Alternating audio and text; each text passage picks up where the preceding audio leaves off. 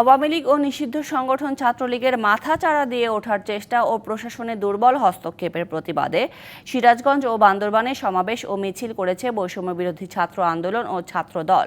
সকালে সিরাজগঞ্জ শহরের চৌরাস্তা থেকে বিক্ষোভ মিছিল শহরের প্রধান প্রধান সড়ক ঘুরে বাজার স্টেশনে শেষ হয়। এ সময় ছাত্র জনতা হত্যায় জড়িতদের গ্রেপ্তার ও বিচার নিশ্চিতের দাবি জানান বক্তারা।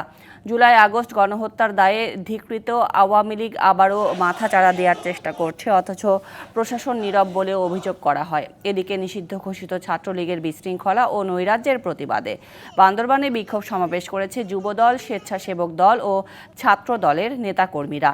সকালে দলীয় কার্যালয়ের সামনে থেকে বিক্ষোভ মিছিল বের হয়ে শহরের প্রধান প্রধান সড়ক ঘুরে মুক্ত মঞ্চে গিয়ে অবস্থান করে। পরে সমাবেশে বক্তারা বলেন, ছাত্রলীগকে নিষিদ্ধ করা হলেও প্রশাসন এখনও নীরব ভূমিকা পালন করছে।